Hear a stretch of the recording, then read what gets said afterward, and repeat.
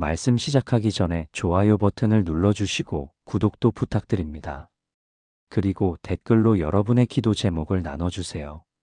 함께 기도하겠습니다. 2019년 봄, 한 집사님이 제 사무실 문을 두드렸습니다. 오른쪽 무릎 때문이었습니다. 20년간 관절염으로 고생하시던 분이었지요. 목사님, 이제 걷는 것도 힘듭니다. 계단은 엄두도 못 내고요. 그분의 눈에는 절망이 가득했습니다. 병원을 수없이 다녔지만 의사들은 고개를 저었습니다. 나이가 있으시니 관리하면서 사셔야죠. 그게 전부였습니다. 진통제를 달고 사는 삶이었습니다. 새벽 기도회에 나오는 것조차 버거운 날들이었지요. 집사님, 함께 기도하시겠습니까? 제가 물었습니다. 목사님, 저도 기도 많이 했습니다. 그런데 그분의 목소리에는 체념이 배어 있었습니다. 그때 저는 한 가지를 여쭤봤습니다. 혹시 매일 아픈 무릎에 손을 얹고 기도해 보신 적 있으세요? 집사님은 고개를 저으셨습니다.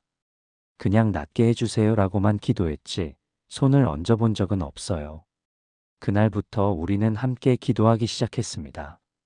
매일 아침 그 집사님은 무릎에 손을 얹고 기도했습니다. 구체적으로 간절하게 믿음으로 말입니다. 한 달이 지났을 때였습니다. 목사님, 통증이 조금 줄어든 것 같아요. 두 달이 지났을 때였습니다. 계단을 천천히 오를 수 있게 됐어요. 그리고 6개월 후 그 집사님이 제게 뛰어오셨습니다. 네, 정말 뛰어오셨습니다.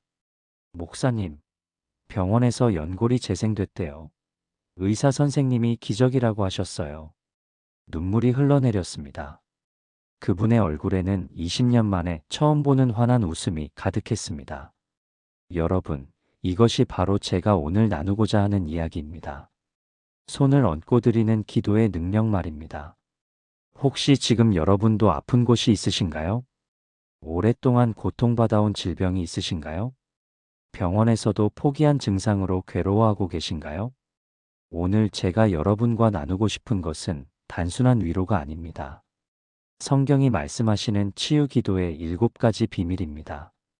이것은 2000년 전부터 지금까지 수많은 믿는 자들이 경험해온 진리입니다. 의학으로 설명할 수 없는 기적들이 일어나는 기도 말입니다. 지금부터 함께 그 비밀을 하나씩 풀어가겠습니다. 준비되셨나요? 그럼 첫 번째 비밀부터 시작하겠습니다. 첫 번째 믿음으로 손을 얹는 행위의 성경적 근거. 많은 분들이 기도할 때 그냥 막연하게 기도하십니다. 하나님, 아픈데 낫게 해주세요. 물론 이런 기도도 하나님께서 들으십니다. 하지만 성경은 더 구체적인 방법을 알려주고 있습니다. 바로 손을 얹고 기도하는 것입니다. 예수님께서는 병든 자들을 고치실 때 어떻게 하셨나요? 마가복음 6장 5절을 보시면 이렇게 기록되어 있습니다. 거기서는 아무 권능도 행하실 수 없어 다만 소수의 병자에게 손을 얹어 고치실 뿐이었더라. 예수님께서 손을 얹으셨습니다. 단순히 말씀만 하신 게 아니라 직접 손을 대셨다는 것입니다. 왜 그러셨을까요? 손을 얹는 행위에는 깊은 영적 의미가 담겨 있기 때문입니다. 첫째, 접촉을 통한 믿음의 전달입니다. 우리가 아픈 부위에 손을 얹을 때 그것은 단순한 육체적 접촉이 아닙니다. 믿음이 전달되는 통로가 되는 것입니다. 야고보서 5장 14절에서 15절은 이렇게 말씀하십니다. 너희 중에 병든 자가 있느냐? 그는 교회의 장로들을 청할 것이요. 그들은 주의 이름으로 기름을 바르며 그를 위하여 기도할지니라. 믿음의 기도는 병든 자를 구원하리니 주께서 그를 일으키시리라. 여기서 기름을 바르며라는 표현을 주목해 보세요. 이것은 직접적인 접촉을 의미합니다. 손을 얹는다는 것입니다. 둘째, 구체적인 초점의 역할입니다. 막연한 기도보다 구체적인 기도가 더 강력합니다.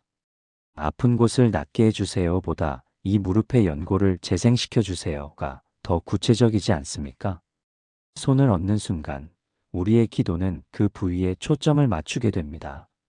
마치 돋보기로 햇빛을 모으면 불이 붙는 것처럼 말입니다. 믿음의 능력이 한 곳에 집중되는 것입니다. 작년 여름 대구에 사시는 한 권사님의 이야기를 들려드리겠습니다. 65세의 김 권사님은 5년간 당뇨병으로 고생하셨습니다. 혈당 수치가 200을 넘나들었고 합병증이 시작되고 있었습니다. 발끝이 저리고 시력이 흐려지기 시작했습니다. 의사는 인슐린 주사를 권했지만 권사님은 두려웠습니다. 하나님, 정말 인슐린 없이는 안 되는 건가요? 그때 권사님은 이 말씀을 듣게 되었습니다. 매일 아침 일어나자마자 췌장이 있는 부위에 손을 얹고 기도하기 시작하셨습니다. 하나님, 이 췌장을 만지시고 치유해 주세요. 인슐린이 정상적으로 분비되게 해주세요. 3개월이 지났을 때였습니다. 혈당 수치가 150으로 떨어졌습니다. 6개월 후에는 120까지 내려갔습니다. 의사가 깜짝 놀랐습니다.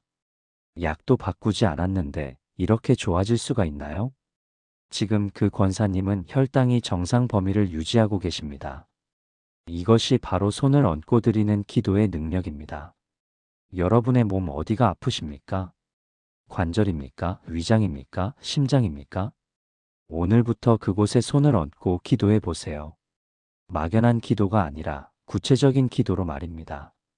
성경이 증거하는 이 방법을 실천해 보시기 바랍니다. 많은 분들이 기도할 때 이렇게 하십니다. 하나님, 제 몸을 건강하게 해주세요. 너무 포괄적이지 않나요? 하나님께서는 이미 우리 몸의 모든 것을 아십니다. 하지만 우리가 구체적으로 고백하는 것이 중요합니다. 왜일까요? 그것은 우리 자신의 믿음을 확인하는 과정이기 때문입니다. 마가복음 10장 51절을 보십시오. 예수님께서 맹인 바디메오에게 물으셨습니다. 내게 무엇을 하여 주기를 원하느냐? 예수님께서 이미 그가 눈이 먼 것을 모르셔서 물으신 게 아닙니다.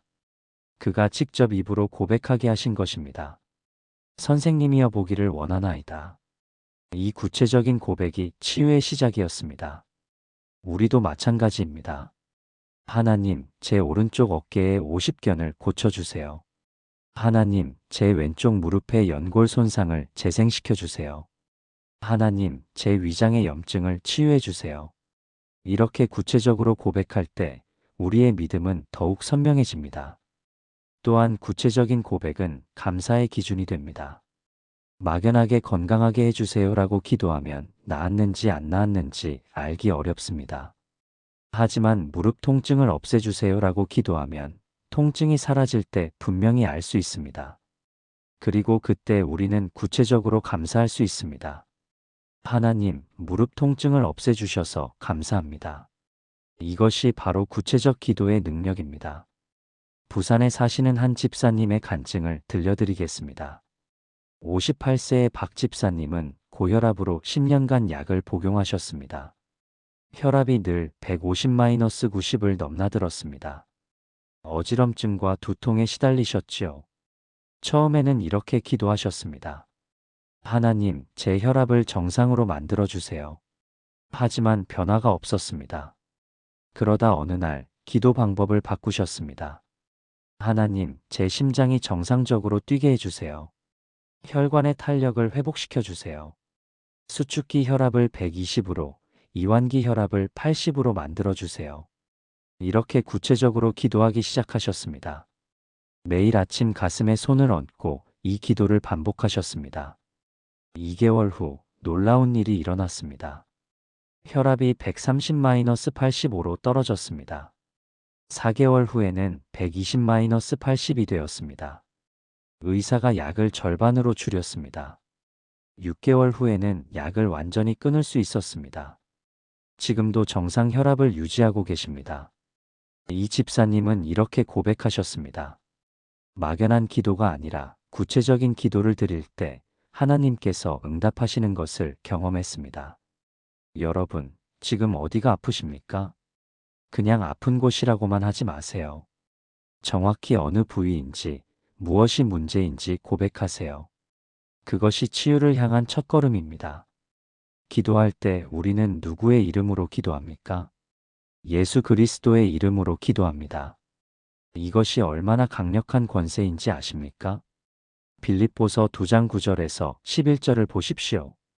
이러므로 하나님이 그를 지극히 높여 모든 이름 위에 뛰어난 이름을 주사 하늘에 있는 자들과 땅에 있는 자들과 땅 아래에 있는 자들로 모든 무릎을 예수의 이름에 꿇게 하시고 모든 입으로 예수 그리스도를 주라 시인하여 하나님 아버지께 영광을 돌리게 하셨느니라. 예수님의 이름 앞에서는 모든 것이 무릎을 꿇습니다. 질병도 고통도 죽음도 예외가 아닙니다. 우리가 예수님의 이름으로 기도할 때 그것은 단순한 말이 아닙니다. 하늘의 권세가 임하는 것입니다. 사도행전 3장을 보면 베드로와 요한이 성전 미문에서 안진뱅이를 만납니다. 베드로가 말합니다. 은과 금은 내게 없거니와 내게 있는 이것을 내게 주노니 나사렛 예수 그리스도의 이름으로 일어나 걸으라. 그러자 즉시 그 사람의 발과 발목이 힘을 얻어 일어났습니다.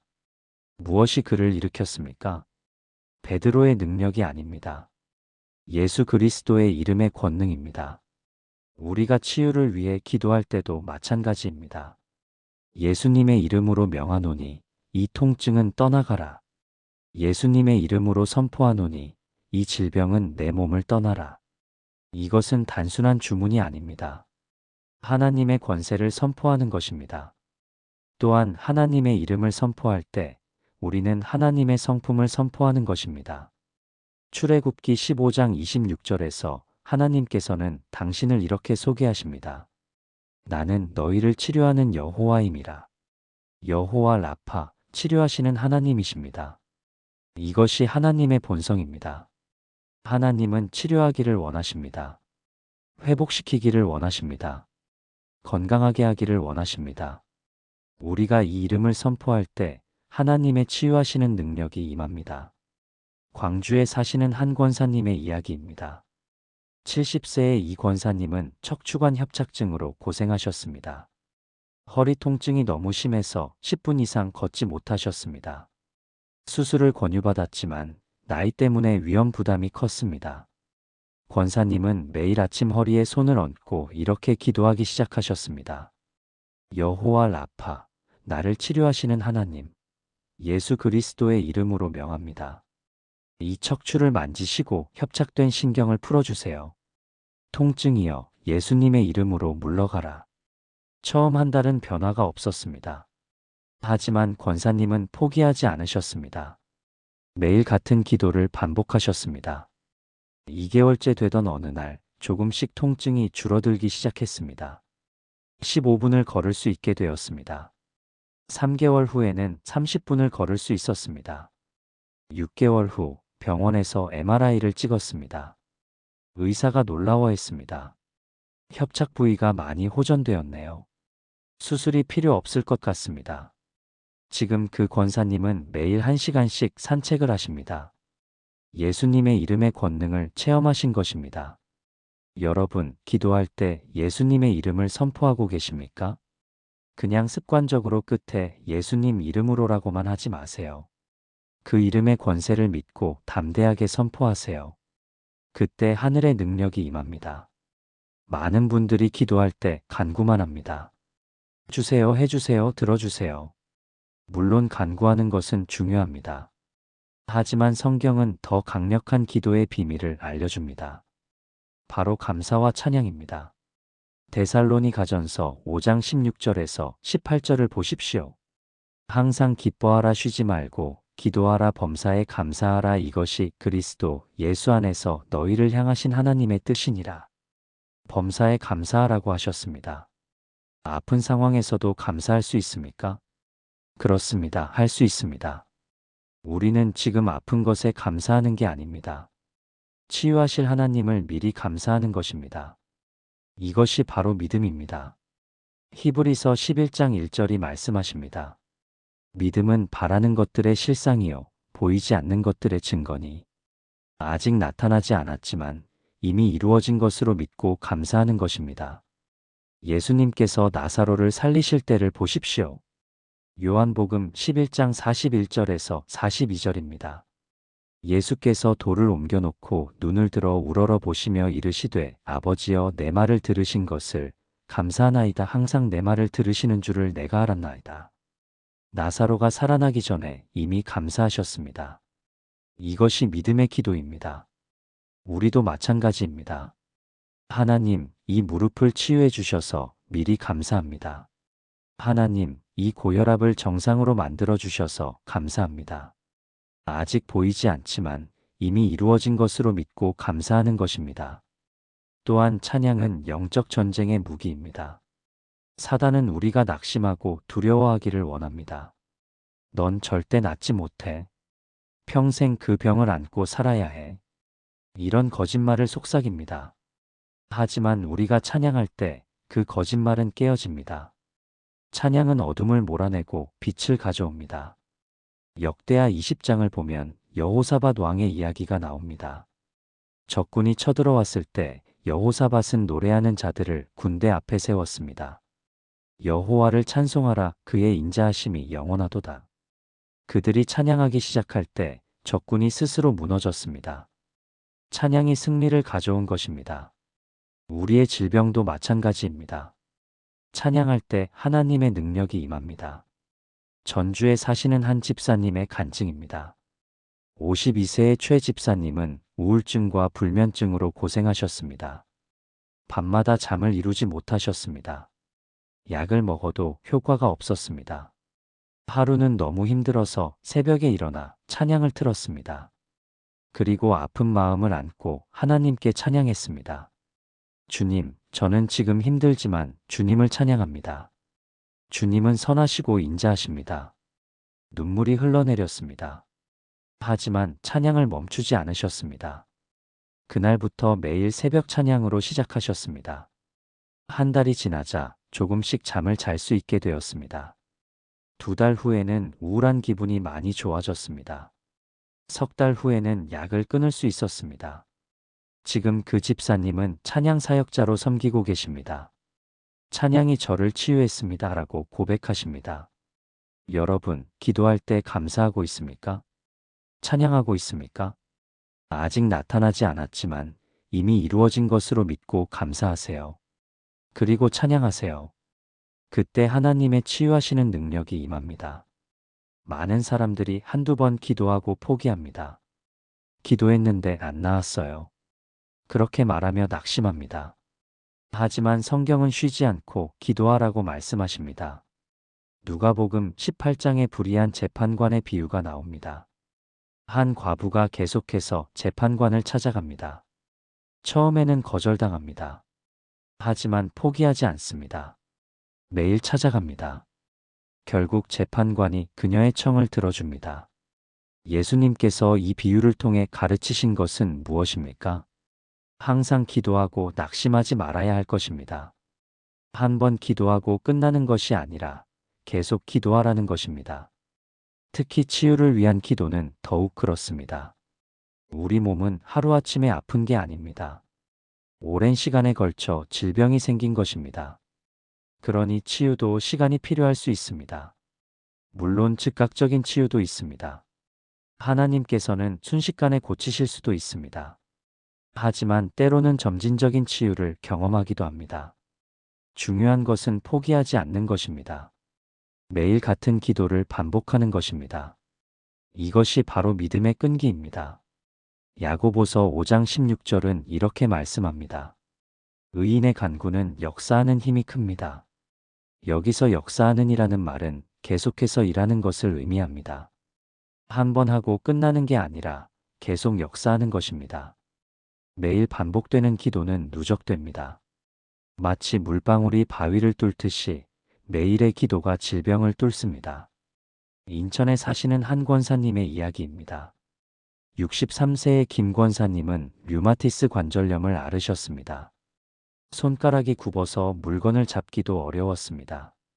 아침에 일어나면 관절이 너무 뻣뻣해서 1시간 동안 풀어야 했습니다. 의사는 이렇게 말했습니다. 완치는 어렵습니다. 진행을 늦추는 게 최선입니다. 하지만 권사님은 포기하지 않으셨습니다. 매일 아침 손가락 하나하나에 손을 얹고 기도하셨습니다. 하나님, 이 관절을 치유해 주세요. 염증을 없애주세요. 한 달이 지나도 별 변화가 없었습니다. 2달이 지나도 마찬가지였습니다. 하지만 권사님은 멈추지 않으셨습니다. 3개월째 되던 어느 날 조금씩 손가락이 펴지기 시작했습니다. 6개월 후에는 물건을 잡을 수 있게 되었습니다. 1년 후 병원에서 검사를 했습니다. 염증 수치가 정상으로 돌아왔습니다.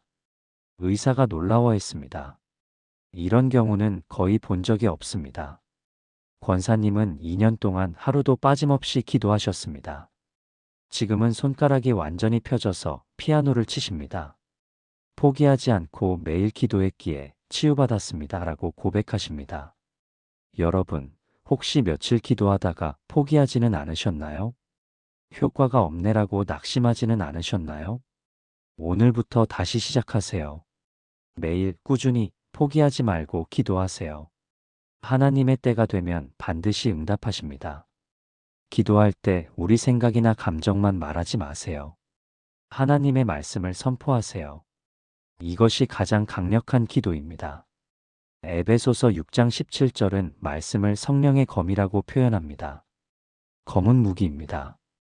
영적 전쟁의 무기입니다. 우리가 말씀을 선포할 때 어둠의 세력이 물러갑니다. 예수님께서도 마귀에게 시험 받으실 때 어떻게 하셨습니까? 기록되었으되라며 말씀으로 대응하셨습니다. 3번 모두 말씀으로 물리치셨습니다. 우리도 질병과 싸울 때 말씀으로 싸워야 합니다. 치유에 관한 성경 구절들이 많이 있습니다. 시편 103편 2절에서 3절입니다. 내 영혼아 여호와를 송축하며 그의 모든 은택을 잊지 말지어다. 그가 내 모든 죄악을 사하시며 내 모든 병을 고치시며. 이사야 53장 5절입니다. 그가 찔림은 우리의 허물 때문이요 그가 상함은 우리의 죄악 때문이라. 그가 징계를 받음으로 우리는 평화를 누리고 그가 채찍에 맞음으로 우리는 나음을 받았도다. 베드로전서 2장 24절입니다. 그가 친히 나무에 달려 그 몸으로 우리 죄를 담당하셨으니 이는 우리로 죄에 대하여 죽고 의에 대하여 살게 하려 하심이라. 그가 채찍에 맞음으로 너희는 나음을 얻었느니라. 이런 말씀들을 외우고 선포하세요. 아픈 부위에 손을 얹고 이 말씀들을 큰 소리로 선포하세요. 하나님의 말씀이 선포합니다. 예수님의 채찍에 맞으심으로 나는 나음을 받았습니다. 성경이 약속합니다. 하나님께서 내 모든 병을 고치십니다. 말씀은 살아 역사합니다. 히브리서 4장 12절이 말씀하십니다. 하나님의 말씀은 살아있고 활력이 있어 좌우의 날선 어떤 검보다도 예리하여. 살아있다는 것은 지금도 역사한다는 뜻입니다. 2000년 전의 낡은 글이 아닙니다. 지금 이 순간에도 능력 있게 일하시는 하나님의 음성입니다. 우리가 그 말씀을 선포할 때 하나님의 능력이 임합니다. 대전에 사시는 한 집사님의 간증입니다. 45세의 정 집사님은 갑상선 기능 저하증을 앓으셨습니다. 항상 피곤하고 체중이 계속 늘었습니다. 머리카락이 빠지고 피부가 거칠어졌습니다. 평생 약을 먹어야 한다는 진단을 받았습니다. 집사님은 낙심했습니다. 하지만 어느 날 이사야 53장 5절 말씀을 붙잡게 되었습니다. 매일 아침 목에 손을 얹고 이 말씀을 선포하기 시작하셨습니다. 예수님께서 채찍에 맞으심으로 나는 나음을 받았습니다. 내 갑상선이 정상적으로 기능합니다. 하나님의 말씀이 이것을 약속하십니다. 100일 동안 하루도 빠짐없이 이 말씀을 선포하셨습니다. 3개월 후 혈액 검사를 했습니다. 갑상선 수치가 정상 범위로 들어왔습니다. 의사가 깜짝 놀랐습니다. 이런 경우는 매우 드뭅니다. 약을 줄여보겠습니다. 6개월 후에는 완전히 약을 끊었습니다. 지금도 수치는 정상을 유지하고 있습니다.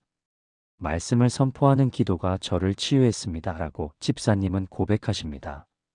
여러분, 치유에 관한 성경 구절을 찾아보세요. 외우세요. 그리고 매일 그 말씀을 선포하세요. 그것이 가장 강력한 기도입니다. 마지막으로 가장 중요한 비밀을 나누겠습니다. 바로 인내입니다. 많은 사람들이 즉각적인 결과를 원합니다. 오늘 기도했으니 내일 낫기를 기대합니다. 물론 그렇게 될 수도 있습니다. 하나님께서는 순식간에 치유하실 수 있습니다. 하지만 때로는 치유가 과정으로 다가옵니다. 한 걸음씩 조금씩 나아지는 것입니다. 이때 필요한 것이 인내입니다. 야고보서 1장 2절에서 4절을 보십시오. 내 형제들아 너희가 여러 가지 시험을 당하거든 온전히 기쁨으로 여기라. 이는 너희 믿음의 시련이 인내를 만들어내는 줄 너희가 잘미라. 인내를 온전히 이루라. 이는 너희로 온전하고 구비하여 조금도 부족함이 없게 하려 함이라. 인내는 믿음의 열매입니다. 참된 믿음은 인내 가운데 드러납니다. 즉각적인 응답이 없어도, 보이는 변화가 없어도 계속 믿고 기도하는 것입니다. 이것이 진짜 믿음입니다. 또한 치유의 과정 가운데서 하나님께서는 우리에게 더 깊은 것을 가르치십니다. 단순히 병만 낫게 하시는 게 아니라 우리의 영성을 성숙시키십니다. 믿음을 키우시고 인내를 배우게 하시고 하나님을 더 깊이 경험하게 하십니다. 그러니 치유가 지연되는 것처럼 보여도 낙심하지 마세요. 하나님께서는 치유와 함께 더 큰 것을 주고 계십니다. 로마서 8장 28절이 약속하십니다. 우리가 알거니와 하나님을 사랑하는 자, 곧 그의 뜻대로 부르심을 입은 자들에게는 모든 것이 합력하여 선을 이루느니라. 치유의 과정도 합력하여 선을 이룹니다. 기다림의 시간도 헛되지 않습니다. 모든 것이 하나님의 계획 안에 있습니다. 울산에 사시는 한 권사님의 마지막 간증을 들려드리겠습니다. 68세의 신 권사님은 파킨슨병 초기 진단을 받으셨습니다. 손이 떨리기 시작했고 걸음이 느려졌습니다. 의사는 진행성 질환이라 점점 악화될 것이라고 했습니다. 권사님은 매일 기도하기 시작하셨습니다. 손을 얹고 말씀을 선포하고 감사하며 기도하셨습니다. 하지만 6개월이 지나도 큰 변화가 없었습니다. 주변에서는 이렇게 말했습니다. 파킨슨병은 안 낫는 병이에요. 기도해도 소용없어요. 하지만 권사님은 포기하지 않으셨습니다. 하나님께서 언젠가는 응답하실 것을 믿습니다. 1년이 지났습니다. 여전히 증상은 남아 있었습니다. 하지만 더 이상 악화되지는 않았습니다. 2년이 지났을 때였습니다. 손떨림이 조금씩 줄어들기 시작했습니다. 3년째 되던 해 병원에서 검사를 했습니다. 의사가 놀라워했습니다. 파킨슨병이 호전되는 경우는 거의 없습니다. 기적이네요. 지금 그 권사님은 증상이 거의 사라졌습니다. 3년이라는 긴 시간이 걸렸지만 결국 치유를 경험하셨습니다. 권사님은 이렇게 고백하셨습니다. 기다림의 시간이 가장 힘들었지만 그 시간이 제 믿음을 키웠습니다. 그리고 하나님을 더 깊이 알게 되었습니다. 여러분, 혹시 기도했는데 응답이 더디다고 낙심하고 계신가요? 포기하지 마세요. 하나님의 시간은 우리 시간과 다릅니다. 하나님께서는 가장 좋은 때에 가장 좋은 방법으로 응답하십니다. 계속 기도하세요. 계속 믿으세요. 계속 인내하세요. 반드시 응답의 날이 올 것입니다. 사랑하는 여러분, 지금까지 아픈 부위에 손을 얹고 기도하는 7가지 비밀을 나누었습니다. 첫째, 믿음으로 손을 얹는 행위의 성경적 근거를 배웠습니다. 예수님께서도 사도들도 손을 얹고 기도했습니다. 둘째, 구체적으로 아픈 부위를 고백하는 기도를 배웠습니다. 막연한 기도가 아니라 정확하게 무엇이 필요한지 말씀드리는 것입니다. 셋째, 하나님의 이름과 권능을 선포하는 기도를 배웠습니다. 예수 그리스도의 이름에는 모든 질병을 이기는 권세가 있습니다. 넷째, 감사와 찬양이 담긴 치유 기도를 배웠습니다. 아직 보이지 않아도 이미 이루어진 것으로 믿고 감사하는 것입니다. 다섯째, 매일 꾸준히 반복하는 기도의 능력을 배웠습니다. 한두 번으로 끝나는 것이 아니라 포기하지 않고 계속하는 것입니다. 여섯째, 말씀을 선포하며 드리는 치유 기도를 배웠습니다. 하나님의 말씀은 살아 역사하는 능력이 있습니다. 일곱째, 치유의 과정을 인내로 기다리는 기도를 배웠습니다. 하나님의 때를 신뢰하며 끝까지 믿음을 지키는 것입니다. 이 7가지가 바로 치유 기도의 비밀입니다. 2000년 전부터 지금까지 수많은 사람들이 경험한 진리입니다. 이것은 단순한 방법론이 아닙니다. 하나님과의 관계 속에서 이루어지는 믿음의 여정입니다. 오늘부터 실천해 보시겠습니까? 여러분의 아픈 부위에 손을 얹고 기도해 보세요. 구체적으로 고백하고 예수님의 이름으로 선포하고 감사하며 매일 반복하고 말씀을 붙잡고 인내하며 기다리세요. 하나님께서는 반드시 응답하실 것입니다. 때로는 즉각적으로, 때로는 점진적으로 하나님의 방법으로 치유해 주실 것입니다. 2019년 봄, 한 집사님이 제 사무실 문을 두드렸습니다. 오른쪽 무릎 때문이었습니다. 20년간 관절염으로 고생하시던 분이었죠. 목사님, 이제 걷는 것도 힘듭니다. 계단은 엄두도 못 내고요. 그분의 눈에는 절망이 가득했습니다. 병원을 수없이 다녔지만 의사들은 고개를 저었습니다. 나이가 있으시니 관리하면서 사셔야죠. 그게 전부였습니다. 진통제를 달고 사는 삶이었습니다. 새벽 기도회에 나오는 것조차 버거운 날들이었지요. 집사님, 함께 기도하시겠습니까? 제가 물었습니다. 목사님, 저도 기도 많이 했습니다. 그런데 그분의 목소리에는 체념이 배어 있었습니다. 그때 저는 한 가지를 여쭤봤습니다. 혹시 매일 아픈 무릎에 손을 얹고 기도해 보신 적 있으세요? 집사님은 고개를 저으셨습니다. 그냥 낫게 해주세요라고만 기도했지 손을 얹어본 적은 없어요. 그날부터 우리는 함께 기도하기 시작했습니다. 매일 아침 그 집사님은 무릎에 손을 얹고 기도했습니다. 구체적으로 간절하게 믿음으로 말입니다. 한 달이 지났을 때였습니다. 목사님, 통증이 조금 줄어든 것 같아요. 두 달이 지났을 때였습니다. 계단을 천천히 오를 수 있게 됐어요. 그리고 6개월 후 그 집사님이 제게 뛰어오셨습니다. 네, 정말 뛰어오셨습니다. 목사님, 병원에서 연골이 재생됐대요. 의사 선생님이 기적이라고 하셨어요. 눈물이 흘러내렸습니다. 그분의 얼굴에는 20년 만에 처음 보는 환한 웃음이 가득했습니다. 여러분, 이것이 바로 제가 오늘 나누고자 하는 이야기입니다. 손을 얹고 드리는 기도의 능력 말입니다. 혹시 지금 여러분도 아픈 곳이 있으신가요? 오랫동안 고통받아온 질병이 있으신가요? 병원에서도 포기한 증상으로 괴로워하고 계신가요? 오늘 제가 여러분과 나누고 싶은 것은 단순한 위로가 아닙니다. 성경이 말씀하시는 치유 기도의 7가지 비밀입니다. 이것은 2000년 전부터 지금까지 수많은 믿는 자들이 경험해온 진리입니다. 의학으로 설명할 수 없는 기적들이 일어나는 기도 말입니다. 지금부터 함께 그 비밀을 하나씩 풀어가겠습니다. 준비되셨나요? 그럼 첫 번째 비밀부터 시작하겠습니다. 첫 번째 믿음으로 손을 얹는 행위의 성경적 근거. 많은 분들이 기도할 때 그냥 막연하게 기도하십니다. 하나님, 아픈데 낫게 해주세요. 물론 이런 기도도 하나님께서 들으십니다.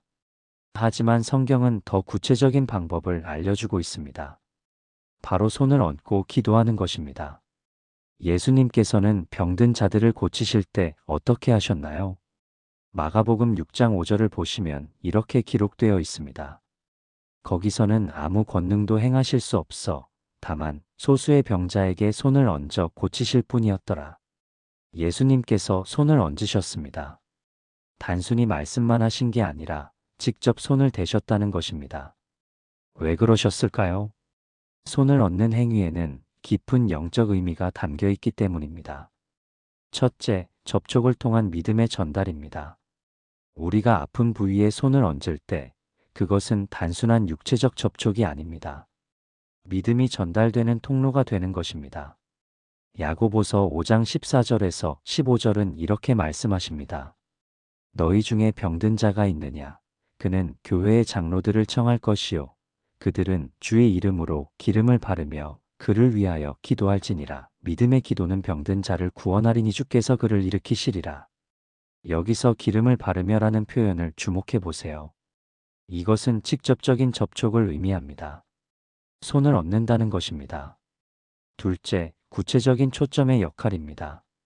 막연한 기도보다 구체적인 기도가 더 강력합니다. 아픈 곳을 낫게 해주세요 보다 이 무릎의 연골을 재생시켜 주세요가 더 구체적이지 않습니까? 손을 얹는 순간 우리의 기도는 그 부위에 초점을 맞추게 됩니다. 마치 돋보기로 햇빛을 모으면 불이 붙는 것처럼 말입니다. 믿음의 능력이 한 곳에 집중되는 것입니다. 작년 여름 대구에 사시는 한 권사님의 이야기를 들려드리겠습니다. 65세의 김 권사님은 5년간 당뇨병으로 고생하셨습니다. 혈당 수치가 200을 넘나들었고 합병증이 시작되고 있었습니다. 발끝이 저리고 시력이 흐려지기 시작했습니다. 의사는 인슐린 주사를 권했지만 권사님은 두려웠습니다. 하나님, 정말 인슐린 없이는 안 되는 건가요? 그때 권사님은 이 말씀을 듣게 되었습니다. 매일 아침 일어나자마자 췌장이 있는 부위에 손을 얹고 기도하기 시작하셨습니다. 하나님, 이 췌장을 만지시고 치유해 주세요. 인슐린이 정상적으로 분비되게 해주세요. 3개월이 지났을 때였습니다. 혈당 수치가 150으로 떨어졌습니다. 6개월 후에는 120까지 내려갔습니다. 의사가 깜짝 놀랐습니다. 약도 바꾸지 않았는데 이렇게 좋아질 수가 있나요? 지금 그 권사님은 혈당이 정상 범위를 유지하고 계십니다. 이것이 바로 손을 얹고 드리는 기도의 능력입니다. 여러분의 몸 어디가 아프십니까? 관절입니까? 위장입니까? 심장입니까? 오늘부터 그곳에 손을 얹고 기도해 보세요. 막연한 기도가 아니라 구체적인 기도로 말입니다. 성경이 증거하는 이 방법을 실천해 보시기 바랍니다. 많은 분들이 기도할 때 이렇게 하십니다. 하나님, 제 몸을 건강하게 해주세요. 너무 포괄적이지 않나요? 하나님께서는 이미 우리 몸의 모든 것을 아십니다. 하지만 우리가 구체적으로 고백하는 것이 중요합니다. 왜일까요? 그것은 우리 자신의 믿음을 확인하는 과정이기 때문입니다. 마가복음 10장 51절을 보십시오. 예수님께서 맹인 바디메오에게 물으셨습니다. 내게 무엇을 하여 주기를 원하느냐? 예수님께서 이미 그가 눈이 먼 것을 모르셔서 물으신 게 아닙니다. 그가 직접 입으로 고백하게 하신 것입니다. 선생님이여 보기를 원하나이다. 이 구체적인 고백이 치유의 시작이었습니다. 우리도 마찬가지입니다. 하나님, 제 오른쪽 어깨에 50견을 고쳐주세요. 하나님, 제 왼쪽 무릎의 연골 손상을 재생시켜 주세요. 하나님, 제 위장의 염증을 치유해 주세요. 이렇게 구체적으로 고백할 때 우리의 믿음은 더욱 선명해집니다. 또한 구체적인 고백은 감사의 기준이 됩니다. 막연하게 건강하게 해주세요라고 기도하면 나았는지 안 나았는지 알기 어렵습니다. 하지만 무릎 통증을 없애주세요라고 기도하면 통증이 사라질 때 분명히 알 수 있습니다. 그리고 그때 우리는 구체적으로 감사할 수 있습니다. 하나님, 무릎 통증을 없애주셔서 감사합니다. 이것이 바로 구체적 기도의 능력입니다. 부산에 사시는 한 집사님의 간증을 들려드리겠습니다. 58세의 박 집사님은 고혈압으로 10년간 약을 복용하셨습니다. 혈압이 늘 150-90을 넘나들었습니다. 어지럼증과 두통에 시달리셨지요. 처음에는 이렇게 기도하셨습니다. 하나님, 제 혈압을 정상으로 만들어주세요. 하지만 변화가 없었습니다. 그러다 어느 날 기도 방법을 바꾸셨습니다. 하나님, 제 심장이 정상적으로 뛰게 해주세요. 혈관의 탄력을 회복시켜 주세요. 수축기 혈압을 120으로, 이완기 혈압을 80으로 만들어 주세요. 이렇게 구체적으로 기도하기 시작하셨습니다. 매일 아침 가슴에 손을 얹고 이 기도를 반복하셨습니다. 2개월 후 놀라운 일이 일어났습니다. 혈압이 130-85로 떨어졌습니다. 4개월 후에는 120-80이 되었습니다. 의사가 약을 절반으로 줄였습니다.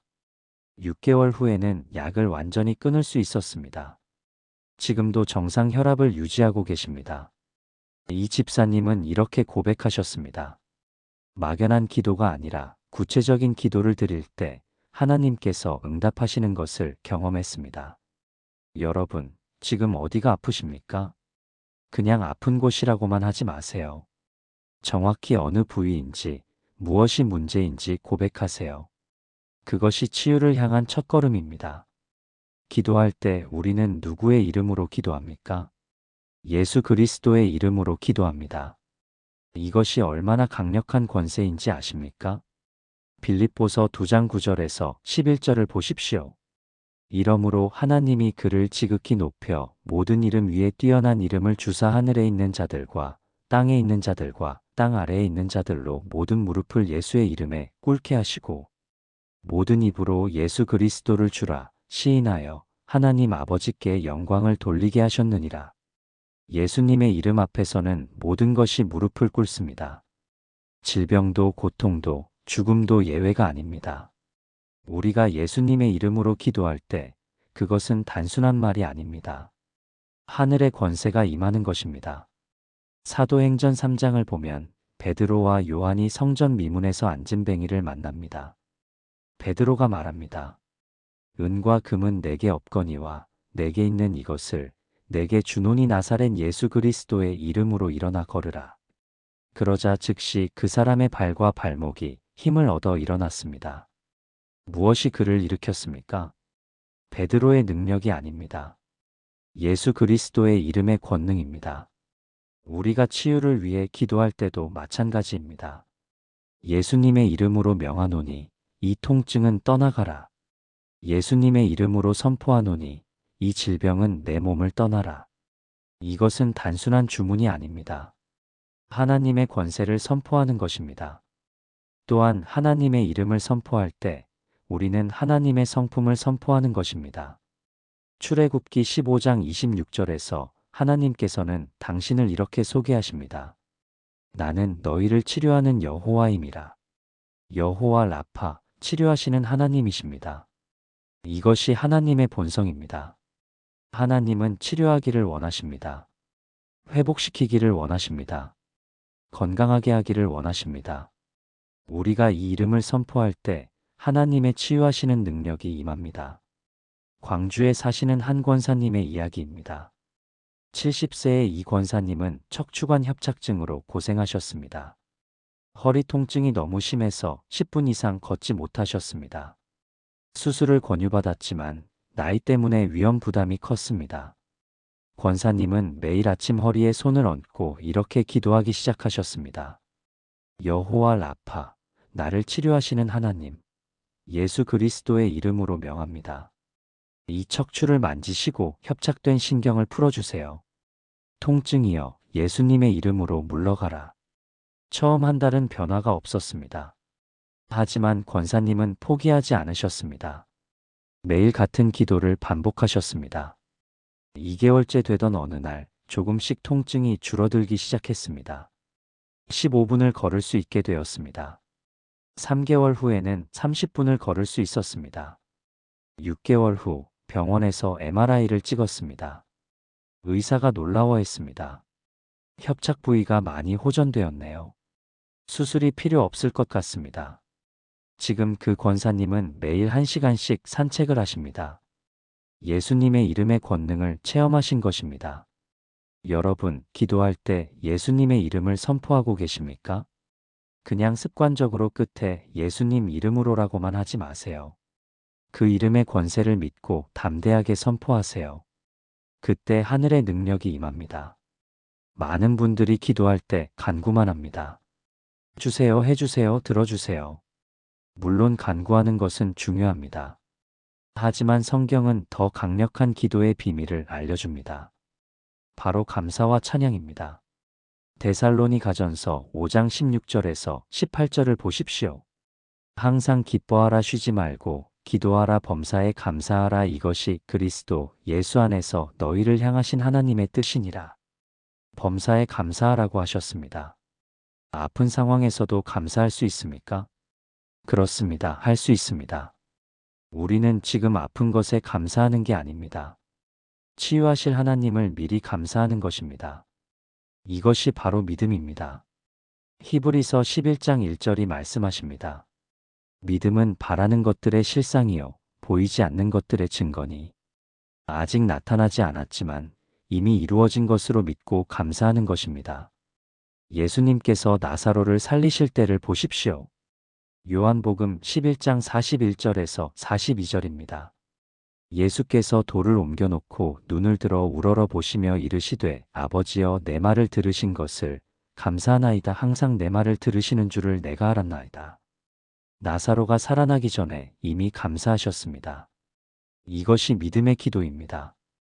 우리도 마찬가지입니다. 하나님, 이 무릎을 치유해 주셔서 미리 감사합니다. 하나님, 이 고혈압을 정상으로 만들어 주셔서 감사합니다. 아직 보이지 않지만 이미 이루어진 것으로 믿고 감사하는 것입니다. 또한 찬양은 영적 전쟁의 무기입니다. 사단은 우리가 낙심하고 두려워하기를 원합니다. 넌 절대 낫지 못해. 평생 그 병을 안고 살아야 해. 이런 거짓말을 속삭입니다. 하지만 우리가 찬양할 때 그 거짓말은 깨어집니다. 찬양은 어둠을 몰아내고 빛을 가져옵니다. 역대하 20장을 보면 여호사밧 왕의 이야기가 나옵니다. 적군이 쳐들어왔을 때 여호사밧은 노래하는 자들을 군대 앞에 세웠습니다. 여호와를 찬송하라, 그의 인자하심이 영원하도다. 그들이 찬양하기 시작할 때 적군이 스스로 무너졌습니다. 찬양이 승리를 가져온 것입니다. 우리의 질병도 마찬가지입니다. 찬양할 때 하나님의 능력이 임합니다. 전주에 사시는 한 집사님의 간증입니다. 52세의 최 집사님은 우울증과 불면증으로 고생하셨습니다. 밤마다 잠을 이루지 못하셨습니다. 약을 먹어도 효과가 없었습니다. 하루는 너무 힘들어서 새벽에 일어나 찬양을 틀었습니다. 그리고 아픈 마음을 안고 하나님께 찬양했습니다. 주님, 저는 지금 힘들지만 주님을 찬양합니다. 주님은 선하시고 인자하십니다. 눈물이 흘러내렸습니다. 하지만 찬양을 멈추지 않으셨습니다. 그날부터 매일 새벽 찬양으로 시작하셨습니다. 한 달이 지나자 조금씩 잠을 잘 수 있게 되었습니다. 2달 후에는 우울한 기분이 많이 좋아졌습니다. 3달 후에는 약을 끊을 수 있었습니다. 지금 그 집사님은 찬양 사역자로 섬기고 계십니다. 찬양이 저를 치유했습니다. 라고 고백하십니다. 여러분, 기도할 때 감사하고 있습니까? 찬양하고 있습니까? 아직 나타나지 않았지만 이미 이루어진 것으로 믿고 감사하세요. 그리고 찬양하세요. 그때 하나님의 치유하시는 능력이 임합니다. 많은 사람들이 한두 번 기도하고 포기합니다. 기도했는데 안 나았어요. 그렇게 말하며 낙심합니다. 하지만 성경은 쉬지 않고 기도하라고 말씀하십니다. 누가복음 18장에 불의한 재판관의 비유가 나옵니다. 한 과부가 계속해서 재판관을 찾아갑니다. 처음에는 거절당합니다. 하지만 포기하지 않습니다. 매일 찾아갑니다. 결국 재판관이 그녀의 청을 들어줍니다. 예수님께서 이 비유를 통해 가르치신 것은 무엇입니까? 항상 기도하고 낙심하지 말아야 할 것입니다. 한 번 기도하고 끝나는 것이 아니라 계속 기도하라는 것입니다. 특히 치유를 위한 기도는 더욱 그렇습니다. 우리 몸은 하루아침에 아픈 게 아닙니다. 오랜 시간에 걸쳐 질병이 생긴 것입니다. 그러니 치유도 시간이 필요할 수 있습니다. 물론 즉각적인 치유도 있습니다. 하나님께서는 순식간에 고치실 수도 있습니다. 하지만 때로는 점진적인 치유를 경험하기도 합니다. 중요한 것은 포기하지 않는 것입니다. 매일 같은 기도를 반복하는 것입니다. 이것이 바로 믿음의 끈기입니다. 야고보서 5장 16절은 이렇게 말씀합니다. 의인의 간구는 역사하는 힘이 큽니다. 여기서 역사하는 이라는 말은 계속해서 일하는 것을 의미합니다. 한 번 하고 끝나는 게 아니라 계속 역사하는 것입니다. 매일 반복되는 기도는 누적됩니다. 마치 물방울이 바위를 뚫듯이 매일의 기도가 질병을 뚫습니다. 인천에 사시는 한 권사님의 이야기입니다. 63세의 김 권사님은 류마티스 관절염을 앓으셨습니다. 손가락이 굽어서 물건을 잡기도 어려웠습니다. 아침에 일어나면 관절이 너무 뻣뻣해서 1시간 동안 풀어야 했습니다. 의사는 이렇게 말했습니다. 완치는 어렵습니다. 진행을 늦추는 게 최선입니다. 하지만 권사님은 포기하지 않으셨습니다. 매일 아침 손가락 하나하나에 손을 얹고 기도하셨습니다. 하나님, 이 관절을 치유해 주세요. 염증을 없애주세요. 한 달이 지나도 별 변화가 없었습니다. 두 달이 지나도 마찬가지였습니다. 하지만 권사님은 멈추지 않으셨습니다. 3개월째 되던 어느 날 조금씩 손가락이 펴지기 시작했습니다. 6개월 후에는 물건을 잡을 수 있게 되었습니다. 1년 후 병원에서 검사를 했습니다. 염증 수치가 정상으로 돌아왔습니다. 의사가 놀라워했습니다. 이런 경우는 거의 본 적이 없습니다. 권사님은 2년 동안 하루도 빠짐없이 기도하셨습니다. 지금은 손가락이 완전히 펴져서 피아노를 치십니다. 포기하지 않고 매일 기도했기에 치유받았습니다. 라고 고백하십니다. 여러분, 혹시 며칠 기도하다가 포기하지는 않으셨나요? 효과가 없네라고 낙심하지는 않으셨나요? 오늘부터 다시 시작하세요. 매일 꾸준히 포기하지 말고 기도하세요. 하나님의 때가 되면 반드시 응답하십니다. 기도할 때 우리 생각이나 감정만 말하지 마세요. 하나님의 말씀을 선포하세요.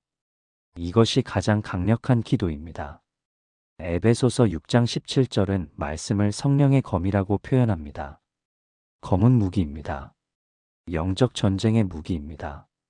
우리가 말씀을 선포할 때 어둠의 세력이 물러갑니다. 예수님께서도 마귀에게 시험 받으실 때 어떻게 하셨습니까? 기록되었으되라며 말씀으로 대응하셨습니다. 3번 모두 말씀으로 물리치셨습니다. 우리도 질병과 싸울 때 말씀으로 싸워야 합니다. 치유에 관한 성경 구절들이 많이 있습니다. 시편 103편 2절에서 3절입니다. 내 영혼아 여호와를 송축하며 그의 모든 은택을 잊지 말지어다. 그가 내 모든 죄악을 사하시며 내 모든 병을 고치시며.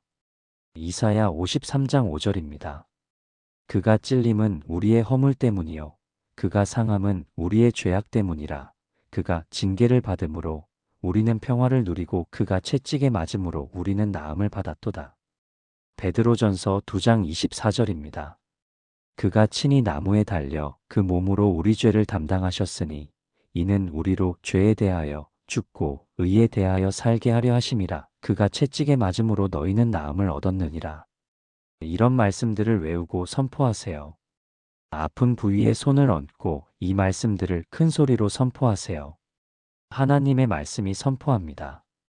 예수님의 채찍에 맞으심으로 나는 나음을 받았습니다. 성경이 약속합니다. 하나님께서 내 모든 병을 고치십니다. 말씀은 살아 역사합니다. 히브리서 4장 12절이 말씀하십니다. 하나님의 말씀은 살아있고 활력이 있어 좌우의 날선 어떤 검보다도 예리하여. 살아있다는 것은 지금도 역사한다는 뜻입니다. 2000년 전의 낡은 글이 아닙니다. 지금 이 순간에도 능력 있게 일하시는 하나님의 음성입니다.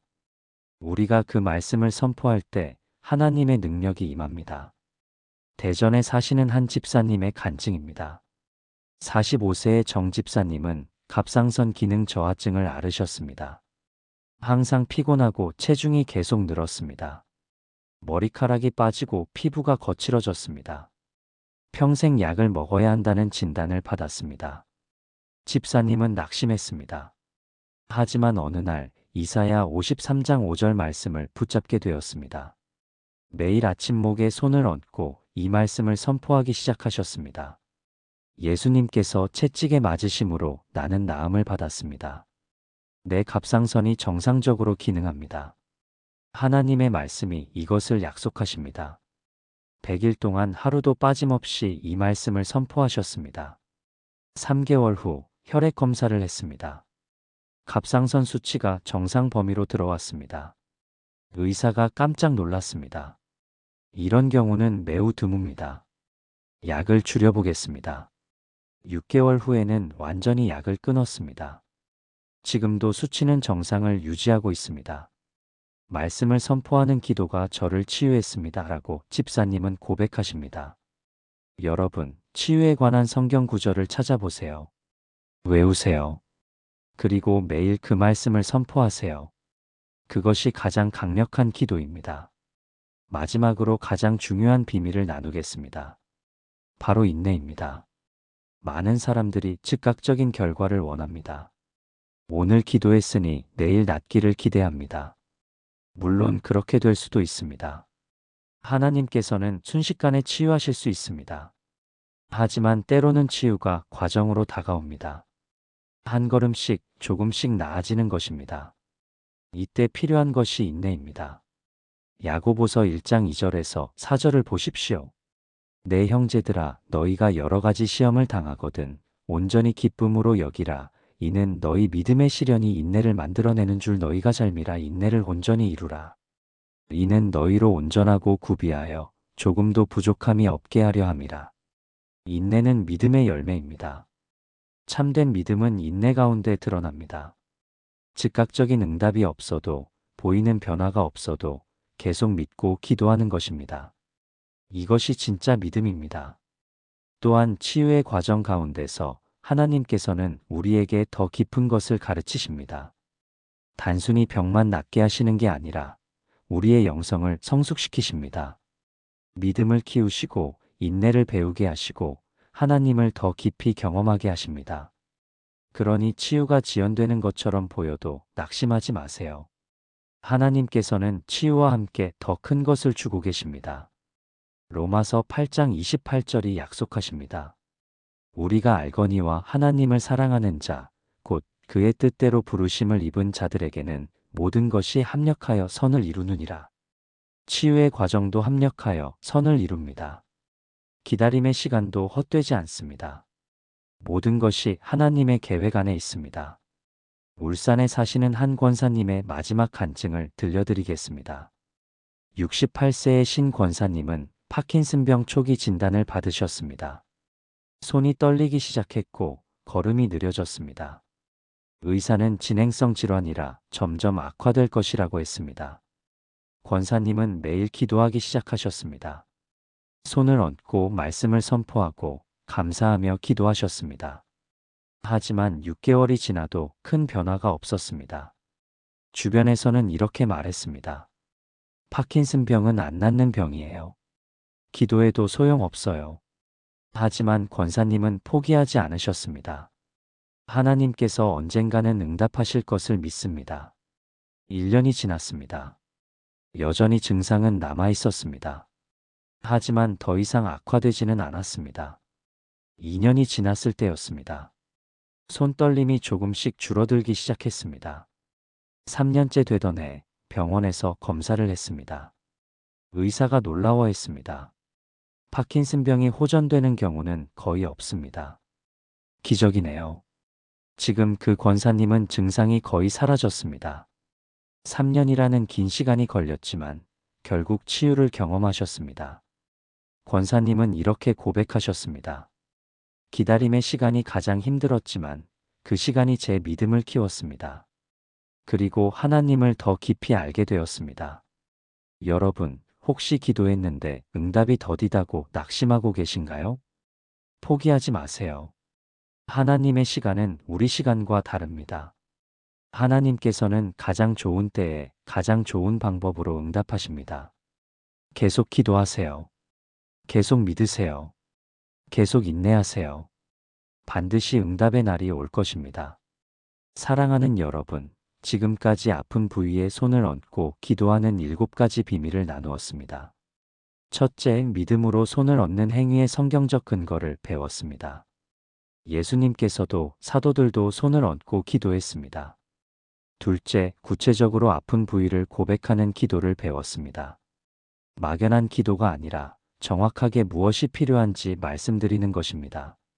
셋째, 하나님의 이름과 권능을 선포하는 기도를 배웠습니다. 예수 그리스도의 이름에는 모든 질병을 이기는 권세가 있습니다. 넷째, 감사와 찬양이 담긴 치유 기도를 배웠습니다. 아직 보이지 않아도 이미 이루어진 것으로 믿고 감사하는 것입니다. 다섯째, 매일 꾸준히 반복하는 기도의 능력을 배웠습니다. 한두 번으로 끝나는 것이 아니라 포기하지 않고 계속하는 것입니다. 여섯째, 말씀을 선포하며 드리는 치유 기도를 배웠습니다. 하나님의 말씀은 살아 역사하는 능력이 있습니다. 일곱째, 치유의 과정을 인내로 기다리는 기도를 배웠습니다. 하나님의 때를 신뢰하며 끝까지 믿음을 지키는 것입니다. 이 일곱 가지가 바로 치유 기도의 비밀입니다. 2000년 전부터 지금까지 수많은 사람들이 경험한 진리입니다. 이것은 단순한 방법론이 아닙니다. 하나님과의 관계 속에서 이루어지는 믿음의 여정입니다. 오늘부터 실천해 보시겠습니까? 여러분의 아픈 부위에 손을 얹고 기도해 보세요. 구체적으로 고백하고 예수님의 이름으로 선포하고 감사하며 매일 반복하고 말씀을 붙잡고 인내하며 기다리세요.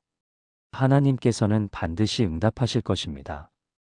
때로는 즉각적으로, 때로는 점진적으로 하나님의 방법으로 치유해 주실 것입니다. 이 말씀이 여러분의 마음에 닿았다면 아래 댓글에 아멘이라고 남겨주세요. 그리고 좋아요 버튼을 눌러주시고 구독도 부탁드립니다. 더 많은 분들이 이 치유의 비밀을 알 수 있도록 공유도 해주시면 감사하겠습니다.